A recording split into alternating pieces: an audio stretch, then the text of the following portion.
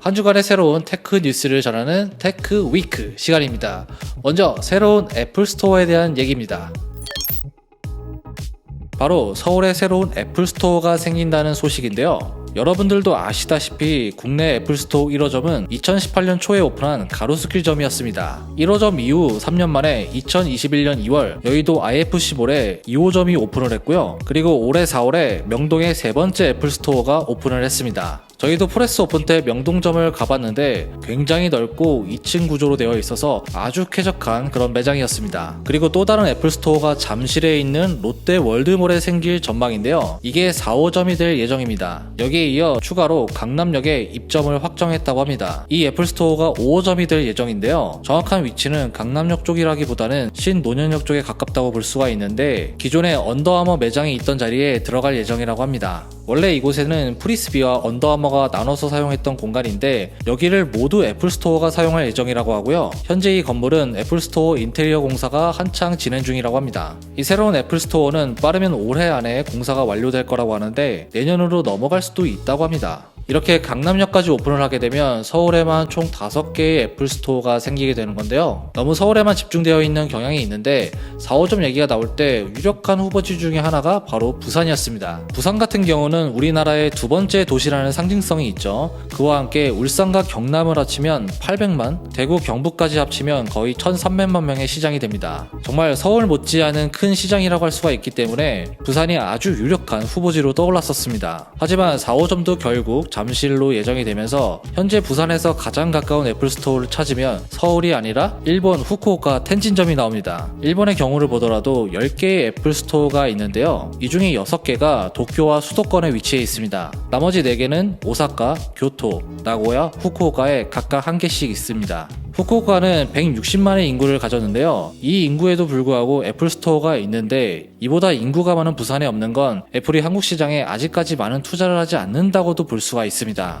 사실 부산뿐만 아니라 전국에 애플 제품을 사용하시는 분들이 정말 많이 계시죠. 이렇게 많은 분들이 계신데 서울에만 집중되어 있는 건 다소 좀 불공평하다고 할 수가 있고요. 많은 분들이 편하게 이용하실 수 있게 하루빨리 다른 지역에도 여러 개의 애플 스토어가 생겼으면 좋겠습니다. 애플이 AR, VR 헤드셋을 만들고 있던 건 이전부터 많이 알려져 있었는데요. 애플 글래스로도 거론되기도 했었죠. 계속 나온다고 소문만 무성했었는데 최근에 애플의 헤드셋 개발팀이 프로토타입을 이사진에게 시연했다고 합니다. 제품의 시연 단계에 접어들었다는 건 제품 자체가 거의 완성되었다고 추정해볼 수가 있는데요. 머지않은 미래에 출시될 수도 있다는 걸 암시한다고 블룸버그도 보도했습니다. 그리고 헤드셋 운영체제 개발에도 속도가 붙었다고 하는데요. 이 운영체제를 리얼리티 OS 또는 줄여서 ROS 이렇게 부를 것으로 예상되고 있습니다. 애플은 이 헤드셋을 현재 시장에 나와 있는 그 어떤 제품보다 가볍고 착용했을 때 편안하게 만들 거라고 하는데요. 여기에는 2개의 4K 디스플레이, M 시리즈 칩셋과 비슷한 성능을 가진 칩셋, 그리고 15개의 카메라 모듈이 탑재가 될 것으로 전망되고 있습니다. 블룸버그에 따르면 애플의 VR 헤드셋은 빠르면 연말에 볼 수 있다고 하는데요. 연말에 공개가 되더라도 출시는 추후에 이루어질 전망이라고 합니다. 그리고 2024년에는 2세대 버전과 AR 글래스의 출시도 기대해 볼 수 있다고 전했습니다. 퀄컴이 새로운 칩셋을 공개했습니다. 이번에 퀄컴은 스냅드래곤 A 플러스 1세대와 스냅드래곤 7 1세대를 공개했는데요. 스냅드래곤 A 플러스 1세대는 5G 모뎀이나 다른 기능에서는 바뀐 부분은 없지만 전작보다 CPU와 GPU의 성능을 10% 정도 끌어올렸다고 합니다. 그리고 전력 효율성은 무려 30% 정도 높여서 최대 1시간 정도 더 게임을 할 수 있을 정도로 배터리 타임이 늘어났다고 합니다. 현재 공개된 벤치마크를 보면 긱벤치 5의 점수는 싱글코어는 1277점, 멀티코어는 3642점인데요. 전작인 스냅드래곤 A 1세대에 비해서 약간 높은 점수를 보여주고 있습니다. 이 스냅드래곤 A 플러스는 올 여름에 출시할 갤럭시 Z 폴드 4와 Z 플립 4에 들어갈 전망인데요. 얼마 전에 굉장히 시끄러운 사건이 있었죠. 바로 GOS 논란인데요. 이것 때문에 갤럭시를 쓰시는 분들이 굉장히 많이 실망을 하셨습니다. 지금은 어느 정도 일단락이 되어 있긴 하지만 이번에 갤럭시에 최신 칩셋이 들어간다고 해도 제가 볼 때는 발열을 잡는 게 최우선 과제이지 않을까 이런 생각이 아직까지는 들긴 합니다. 그리고 스냅드래곤 7 1세대도 발표가 되었는데요. 이 칩셋은 스냅드래곤 778G의 후속작으로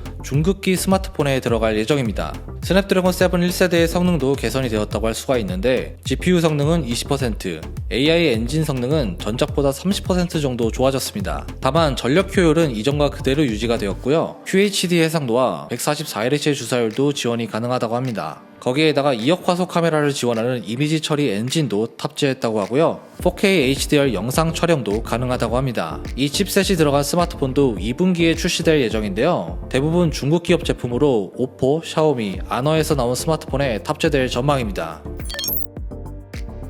아이폰에 처음으로 국산 전면 카메라가 탑재될 거란 소식이 나왔습니다. 원래 공급을 하던 중국 기업이 제외되고 한국 업체가 선정되었다고 하는데요. 업계에 따르면 이번 9월에 출시하는 아이폰 14에는 LG 이노텍의 전면 카메라가 탑재될 예정이라고 합니다. 애플은 올해까지는 기존대로 공급업체를 유지하고 내년 아이폰 15에 LG 이노텍의 전면 카메라를 탑재하려고 했지만 최근 일정을 앞당겼다고 하는데요. 그 이유는 중국 업체의 카메라 품질에 문제가 생겼기 때문이라고 합니다. 원래 전면 카메라는 후면 카메라 단가의 3분의 1 정도밖에 되지 않을 정도로 저렴한 부품이었습니다. 그런데 이번 아이폰 14부터는 전면에 오토포커스 기능도 들어가게 되고요.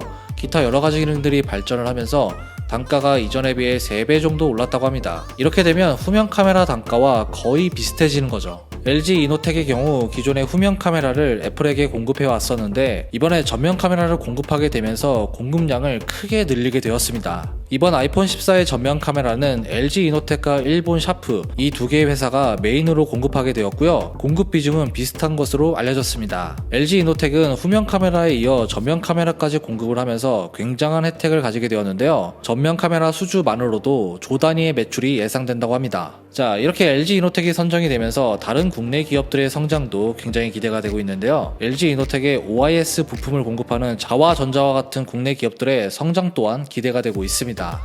이렇게 한 주간의 소식을 알아봤고요. 궁금한 사항이 있으시면 댓글에 남겨주세요. 오늘 영상 여기까지고요. 영상이 좋았다면 좋아요와 구독 부탁드립니다. 지금까지 엄준이었습니다. 다음에 봐요.